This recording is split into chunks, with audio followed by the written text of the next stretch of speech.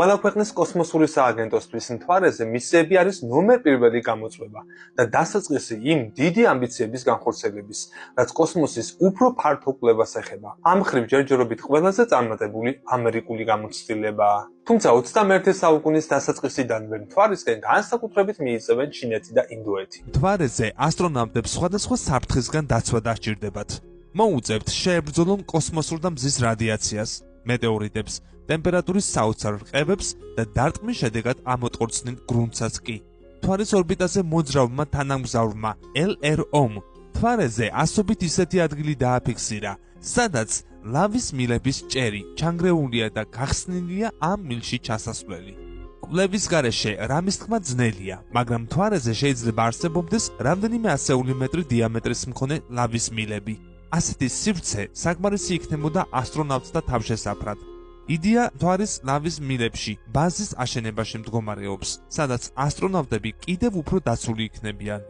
ამ იდეას ახლა ჩინეთი განიხილავს, მაგრამ პირველი სულაც არ არის. სხვა ქვეყნები აქამდეც ფიქრობდნენ ამაზე. მთვარის ლავის მილები ის რესურსია, რომლის უგულებელყოფაც არ შეიძლება. მისი მნიშვნელობიდან გამომდინარე, ჩინეთს ტყუილად არ ჩაუბარდა გულში ლავის მილების შესწავლისა და მისი გამოყენების იდეა.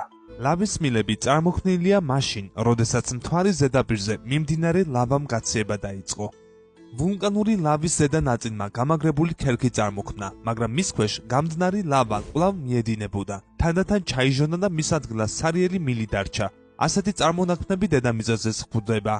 მეცნიერებმა დაზუსტებით არ იციან, როდის დასრულდა მთვარის ვულკანიზმი.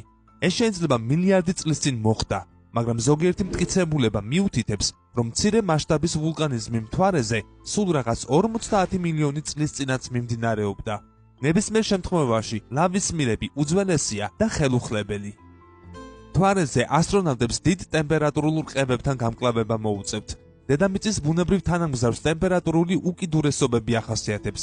მთვარის ერთ მხარეს მზის პირდაპირი სხივები ნახევარი დროის განმავლობაში ეცემა და იქ ტემპერატურა +127 გრადუს ცელსიუსამდე ადის. ამ დროს წყვილადით მოცულ მხარეზე ტემპერატურა -173 გრადუსი ცელსიუსია. ტემპერატურის ასეთი უკიდურესობები მთვარის ზედაპირზე მუშაობას ართულებს და ინჟინრები მუშაობენ ისეთი აღჭურვილობის შექმნაზე, რომელიც ამ ყველაფერს გაუძლებს. ლავის მილები მთვარეზე თითქმის ყველგან გვხვდება და იქ ბუნებრივად მდგრადი გარემოა.